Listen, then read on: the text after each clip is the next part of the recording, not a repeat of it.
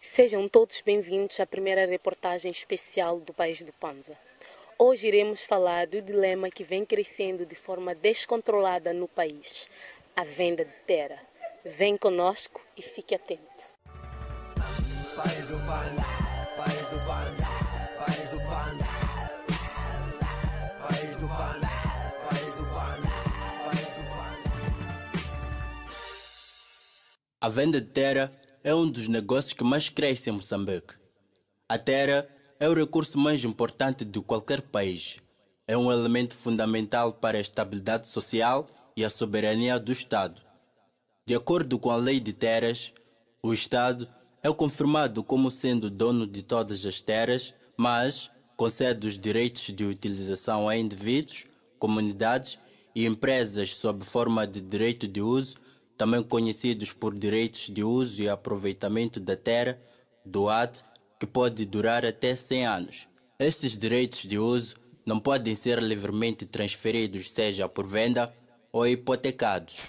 Vamos ouvir o chefe do quarteirão do bairro de Maté. Como é feita a aquisição de terra aqui no bairro de Guava? Aqui no bairro da Beljafar, realmente, as terras pertencem aos nativos. E os nativos, então, sob eles fazem a distribuição. Ceder a pessoa que vem dizer, opa, estou a pedir um espaço. Sim. Quando o requerente não conhece nenhum nativo, o que é que tem que fazer? O que tem que fazer realmente, eles aparecem cá e nós recebemos o novo requerente já acompanhado de alguém que diz que este sítio é meu, eu estou a ceder a este. Só isso. Sim. Qual é a faixa etária que mais se preocupa em adquirir terreno neste bairro? Obviamente, todas as faixas etárias. Nós temos, a maior parte são jovens acima dos seus 25 a 35 anos. Normalmente é que se preocupam por isso. Sim. Já houve conflito de terra neste bairro? Aqui no Beljafar eu nunca acompanhei, mas tenho ouvido que a nível de todo o Marroquino há conflitos de terra. Cá, por exemplo, neste quarteirão nunca resolvi questões dessa natureza. Sim. Como é feita a titularidade de terra neste bairro? A titularidade de terra neste bairro é feita da seguinte maneira. A pessoa que precisa de tratar a titularidade vem à estrutura local, nós passamos a pessoa para a nossa instância administrativa do Beljafar e eles dão a titularidade, que este título pertence a essa pessoa, pela primeira fase. E depois, a segunda fase, que é a preparação do DOAT. Mas que neste momento, muita gente não está inserida nesse contexto, devido às condições em que as pessoas vivem. O que tem sido normal hoje em dia, é muito normal que a pessoa traga uma documentação de onde vinha, de onde vivia, aliás, que eu sou residente deste bairro, vivo no bairro X, aliás, então, pelo qual preciso tratar, então, como é que chama? A confirmação deste sítio e facilitamos isso.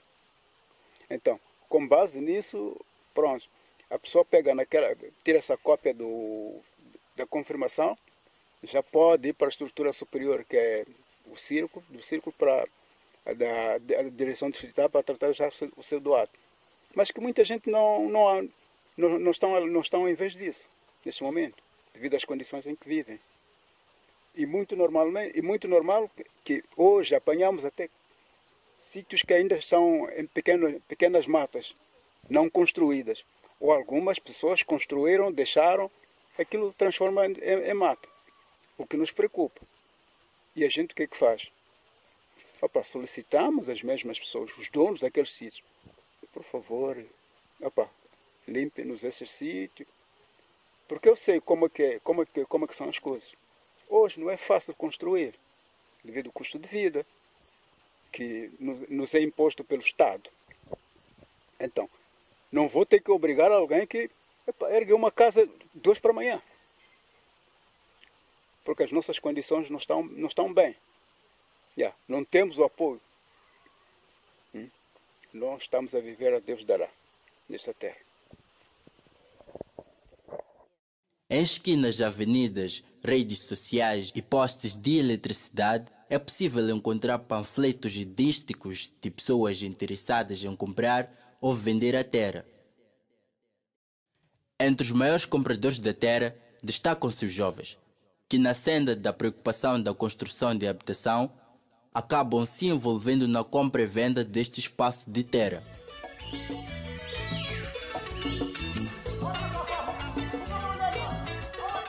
Existem diferentes interesses políticos, econômicos, sociais e culturais à volta da terra, que podem condicionar o surgimento de conflitos entre os diferentes utilizadores.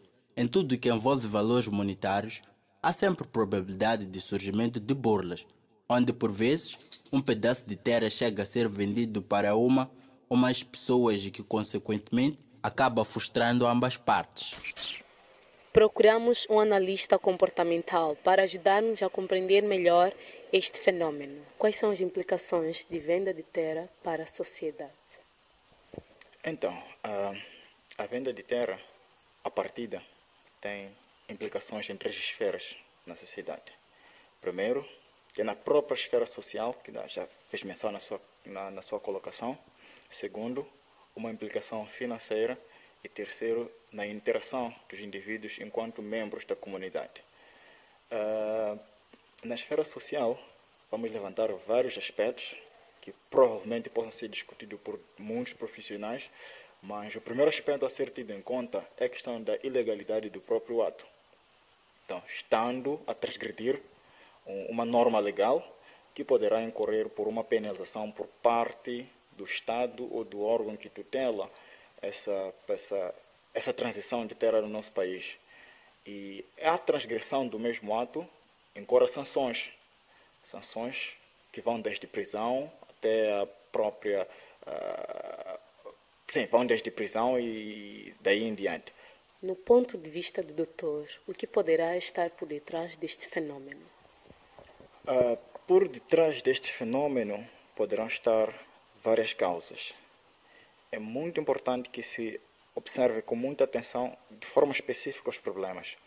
Mas, na sua maioria dos casos, na maioria das vezes que os casos têm chegado até nós, são categorizados em 3 principais grupos de causas, não é? O principal, ou o primeiro, é o desconhecimento, ou seja, falta de informação da legislação moçambicana. Estamos a dizer que há um conjunto de indivíduos que desconhece a nossa legislação, consequentemente não sabe que vender terra é um crime. Então, esse é o primeiro grupo. O segundo grupo que nós verificamos é o grupo categorizado como negligente. Ou seja, estes têm conhecimento desta lei e ainda assim, por verificar uma oportunidade de negócio que é geralmente associada ao desespero que os compradores têm para a aquisição do bem, tiram proveito da situação e vendem para as pessoas que se veem na situação de não ter uma outra alternativa senão ter de pagar por este bem, ou por este espaço, ou por essa terra. E finalmente aqui devemos ver a participação do Estado para a manutenção desta lei. Ou seja, terra é propriedade do Estado e de modo algum poderá ser vendido, alienado ou hipotecado em Moçambique. Mas agora, como é que o Estado acautela esses aspectos no sentido de garantir o acesso à terra destes jovens em momento oportuno? Porque nós verificamos campanhas de distribuição de terra, mas geralmente são feitas em locais completamente remotos e não atraem os jovens para que possam se deslocar a esses pontos e ainda assim é feitos em intervalos espaciais extremamente grandes. Então, o Estado na primeira fase deverá garantir que jovens, geralmente em idade de iniciar uma nova família, tenham a oportunidade de, através de vias legais, receber o direito e uso e aproveitamento de terra emitido por órgãos da administração pública. Então, esses são os principais aspectos que podem ser levantados em linhas gerais ligados às causas desse fenômeno ainda persistir na nossa sociedade. Considerações finais, Dr. Norman. Eu, pela complexidade do problema, prefiro dividir as minhas considerações em duas vertentes. Primeiro, para os indivíduos que vendem e para os indivíduos que compram, e depois para o Estado como órgão responsável por tutelar essa legislação. Primeiro, para os indivíduos que vendem e compram, não é?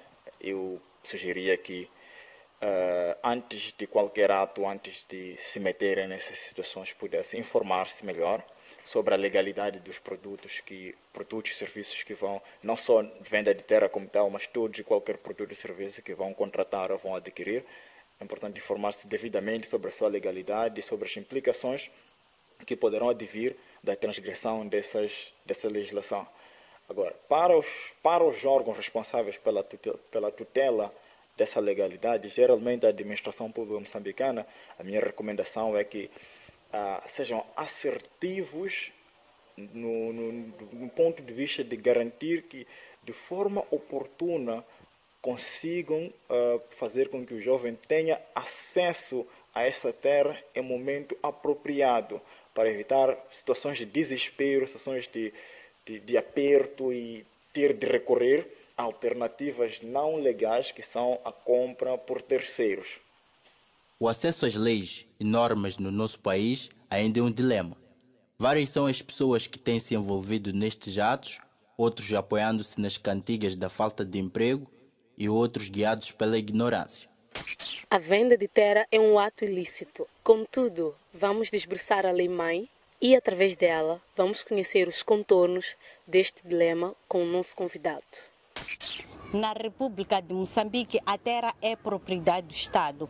Segundo o número 1 do artigo 109 da Constituição da República de Moçambique, conjugado com o artigo 3 da Lei número 19/97 de 1 de outubro. A terra não deve ser vendida ou por qualquer outra forma hipotecada, alienada ou penhorada. Os infratores que forem a praticar esse tipo legal de crime serão punidos com penas de prisão maior de 2 a 8 anos. Sempre que verificar-se um negócio ilegal de venda de terra, segue-se os procedimentos legais, ou seja, sempre que verificar-se esse tipo legal de crime, irá seguir-se os procedimentos legais para punir-se os infratores, o que poderá levar à perda do doate a favor do Estado moçambicano e sem direito a nenhuma indemnização. É necessário que os munícipes e os cidadãos, a verificar esse tipo de ato, é necessário que estes mesmos denunciem, pois é um tipo legal de crime. Esta foi a reportagem de hoje. Esperamos agregar valores com esta informação. Muito obrigada.